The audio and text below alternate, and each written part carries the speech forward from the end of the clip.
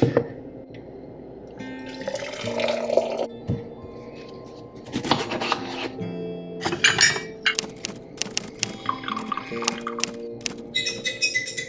दोस्तों, good morning. Welcome back to the channel. उम्मीद करती हूँ आप लोग बहुत अच्छे होंगे। आज मेरी सुबह थोड़ी सी लेट हुई है क्योंकि आज ऑफिस नहीं जाना है, छुट्टी ली है मैंने, तो इसलिए मैं 5 बजे की जगह 6 बजे उठी हूँ। और यहाँ पे तैयार है मेरा नींबू पानी का ग्लास। कभी कभी पी लेती हूँ मैं, लाइक वीक में 1 बार या 2 बारी, एवरी डे नहीं पीती हूँ। और मॉर्निंग की शुरुआत आई थिंक गर्म पानी से तो ज़रूर करनी चाहिए, चाहे वो जीरा पानी हो सकता है, सौंफ का पानी हो सकता है, या फिर नींबू पानी। अगेन हर कुछ सबको सूट नहीं करता है, तो आप समझ जाओगे, आपकी बॉडी आपको बता देती है कि कौन सी चीज़ उसको अच्छी लग रही है, नहीं लग रही है। मुझे अच्छा लगता है नींबू पानी, काफ़ी रिफ्रेशिंग होता है। और स्पेशली अगर ब्लोटिंग जैसा फील हो रहा हो तो सुबह सुबह उठ के अगर नींबू पानी से शुरुआत की जाए तो अच्छा लगता है। और मैं स्ट्रॉ से पीती हूँ, थोड़ा सा हनी भी ऐड किया मैंने।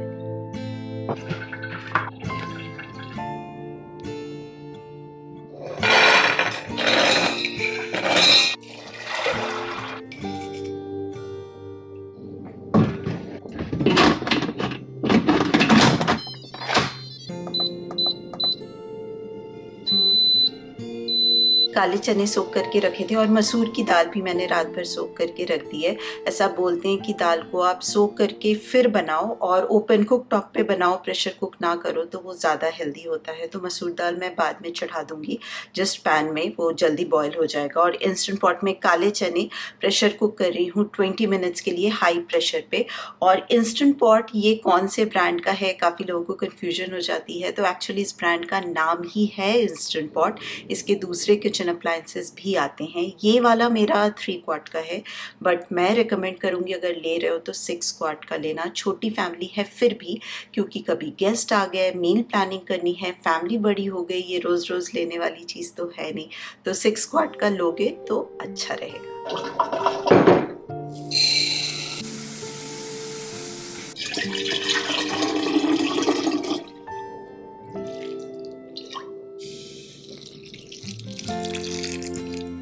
जिस भी पानी में आप दाल को, चावल को वॉश करते हो, अगर आपके घर में प्लांट्स हैं, इंडोर प्लांट्स हैं, या फिर बाहर प्लांट्स उगाते हो, तो वो वाला पानी आप स्टोर कर सकते हो प्लांट्स को देने के लिए।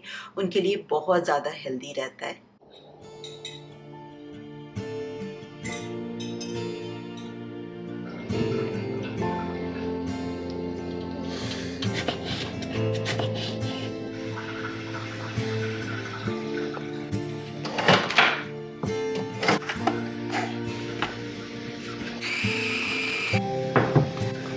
कास्ट आयरन पैन में टमाटर कुक कर सकते हैं कि नहीं, ये बहुत बड़ा क्वेश्चन है, कंफ्यूजन है।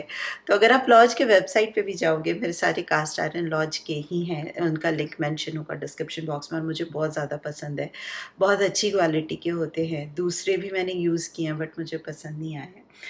तो वहाँ पे भी एक आर्टिकल है कि आप टोमेटो ग्रेवी बना सकते हो कि नहीं कास्ट आयरन पैन में। बिल्कुल बना सकते हो। अगर आप पहले का भी सोचो, हमारी दादियाँ नानियाँ लोहे की कढ़ाई यूज़ करते थे और उसमें सारा खाना बनता था, टमाटर भी बनता था। तो बस इतना मैं करती हूँ कि एक बारी कुकिंग हो जाए फिर मैं ट्रांसफ़र करके रख देती हूँ ग्लास बोल में, इसी में नहीं छोड़ती हूँ।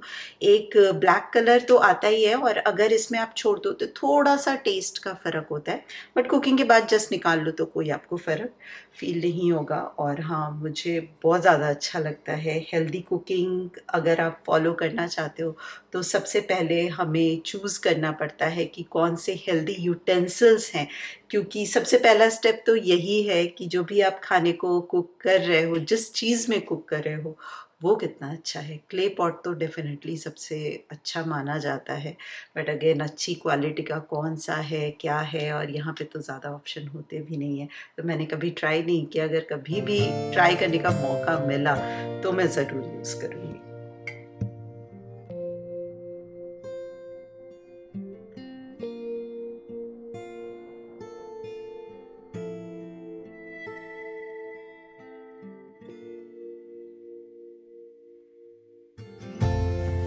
चने के लिए मसाला भी रेडी है, और जब तक मसाला भुन रहा था यहाँ पे चने भी परफेक्टली बॉयल हो गए हैं। आज मैं बच्चों को भी लंच बॉक्स में राइस और काले चने देने वाली हूँ। राइस मैंने थोड़ा घी राइस बना लिया है।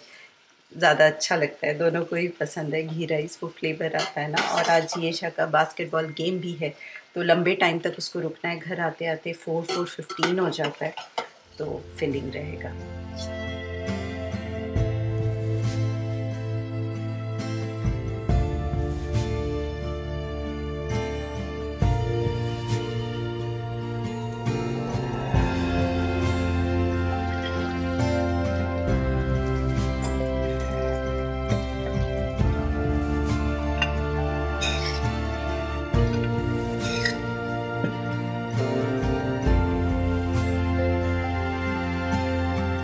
अगर आप एप्पल देते हो बच्चों को लंच बॉक्स में तो थोड़ी देर के बाद तो वो ब्लैक हो जाते हैं ना। पर अगर आप नमक के पानी में थोड़ी देर के लिए उसको डिप करके रख दो एप्पल को ना, 5-10 मिनट, 5 मिनट भी रखोगे इनफ होता है, और फिर लंच बॉक्स में पैक करो, वो ब्लैक नहीं होंगे। वैसे वो ब्लैक भी अगर हो जाते हैं ना तो ऐसे कोई हेल्थ प्रॉब्लम नहीं है। हाँ, देखने में अच्छा नहीं लगता है, बट ऐसे कोई प्रॉब्लम नहीं होती उसमें। आज मम्मी का ब्लड टेस्ट है, तो सारे साथ में ही निकल रहे हैं। एवरी 3 वीक्स में मम्मी का ब्लड टेस्ट होता है। तो पहले बच्चों को ड्रॉप करेंगे, फिर जाएंगे। और अपॉइंटमेंट दी हुई होती है ना, तो 10-15 मिनट में काम डन हो जाता है, बट हम लेट हैं। Keypad. That means keypad. Good morning red cap. Good morning. No, my name's New York. New York? Yeah. New York को No. New York. New York. I made it up. इतना काम है दोस्तों, इतना काम है, सही में लग रहा है कोई मैजिक वॉन्ड मिल जाए और ऐसे कोई घुमा दे, सारा कुछ पैक हो जाए। I did that.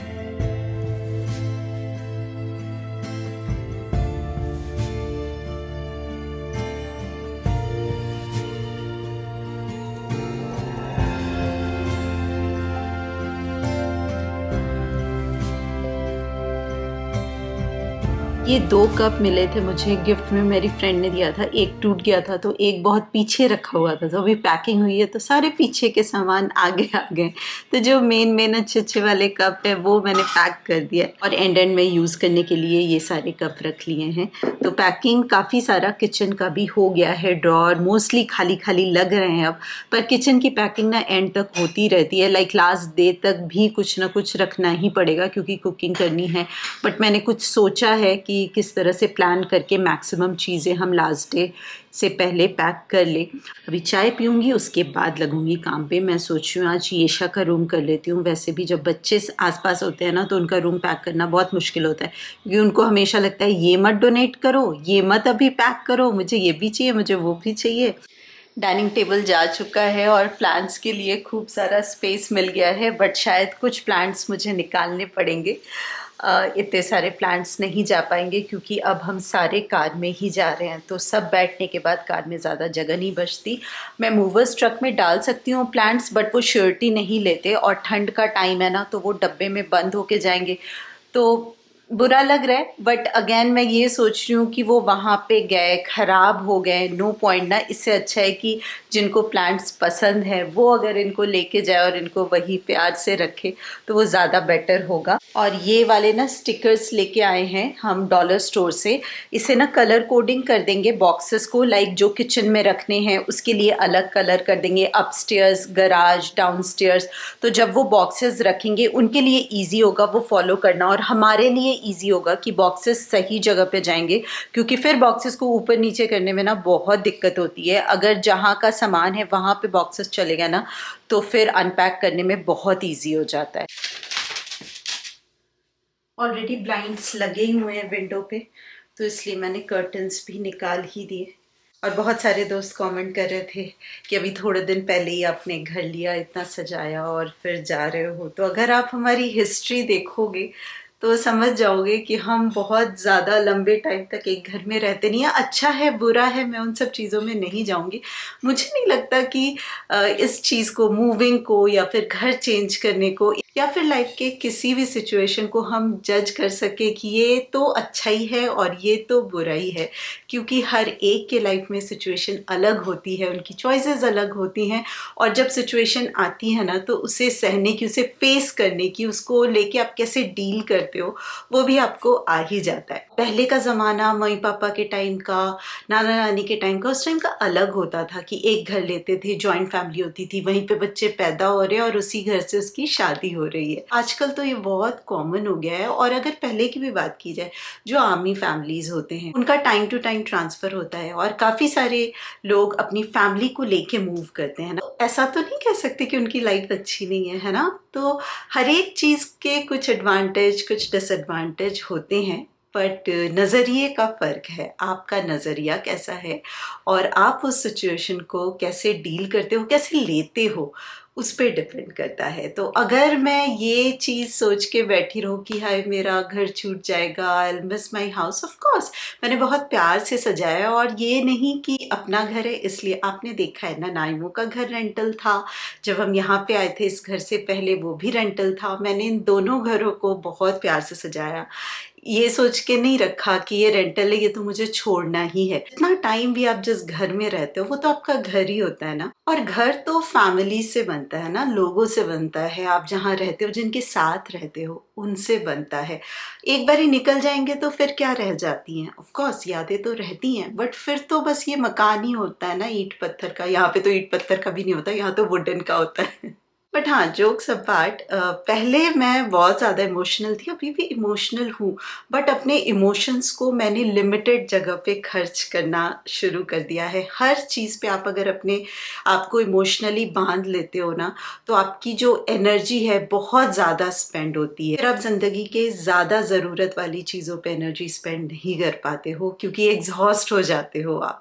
तो मैं बहुत ज़्यादा चीज़ों से अटैच नहीं होती, अपने आप को रेस्ट्रिक्ट कर लिया है कि बहुत ज़्यादा मैं अपना जो जोन है, इमोशनल जोन है, वो बहुत नहीं बढ़ाती हूँ। क्योंकि पहले ऐसा बहुत हो चुका है कि मैं बहुत ज़्यादा लोगों से कनेक्ट हो जाती थी, फिर कुछ ऐसा हो जाता था, हर्ट हो जाती थी, और फिर मुझे अपने आप को संभालने में बहुत ज़्यादा एनर्जी स्पेंड करनी पड़ती थी, जो कि मुझे अब नहीं चाहिए। वो कहते हैं ना, with age I don't want any drama in my life. तो जितना शांत रहेगा मन उतना अच्छा है, जितने कम लोगों से इमोशनली अटैच होंगे उतना अच्छा होता है। मिलो सबसे, पर दिल का जो कनेक्शन है ना, वो लिमिटेड लोगों से ही रखो। कि इतना हक मत दो किसी को कि कोई हर्ट कर सके आपको, चाहे वो इंसान हो, चाहे वो घर हो, मटेरियलिस्टिक चीज़ें हो। तो मोमेंट्री, उस मोमेंट को ज़रूर एंजॉय करो। मोमेंट्री ज़रूर होगा, जिस दिन भी हम मूव करेंगे, जाऊंगी 10 to 15 मिनट्स के लिए दुख होगा, बट ऐसा नहीं है कि मैं वहाँ जाके भी इसी घर के बारे में सोचूं। आगे बढ़ रहे हैं, नया घर होगा, उसके बारे में सोचूंगी, उसको भी उतने ही प्यार से डेकोरेट करूंगी, पर ये सोच के नहीं कि ये मेरा घर है और ये मेरा परमानेंट घर है। क्या पता, ये दुनिया ही हमारा परमानेंट घर नहीं होता दोस्तों, कब बुलावा आ जाए क्या पता। तो ये घर बदलना तो बहुत छोटी चीज़ है, नहीं? तो ऐसे ही है, आगे बढ़ेंगे, पीछे की यादों को संभाल के रखेंगे, बट उनको जकड़ के नहीं रखना है। उन्हें पंख दे दो, यादों को उड़ने दो, उनसे मिलो, कभी कभी उनके बारे में बातें करो और मुस्कुराओ। तो इसलिए मुझे कोई दुख नहीं है कि हाँ, हम ये घर छोड़ के जा रहे हैं, क्योंकि हमेशा लाइफ में पॉजिटिव होना बहुत ज़रूरी है। तो यही मैं सोच रही हूँ कि आगे जो भी होने वाला है, हम सब के लिए एज अ फैमिली बहुत अच्छा होने वाला है। नया घर नई तरह से सजाएंगे, आई एम वेरी एक्साइटेड। और आप लोग बोल रहे थे कि कब दिखाओगी सुची घर? ऑनेस्टली बताऊँ, मैंने खुद नहीं देखा है घर। अनुज गए थे, अनुज ने मुझे वीडियो कॉल पे दिखाई है और कुछ पिक्चर्स देखे हैं मैंने, बस। अभी मेरे मन में भी ना उस घर की अलग सी एक छवि बनी हुई है, तो जब मैं वहाँ जाऊँगी फिर वो छवि कैसी होगी पता नहीं। जब मैं देखूँगी तभी आप लोगों को हम साथ साथ देखेंगे।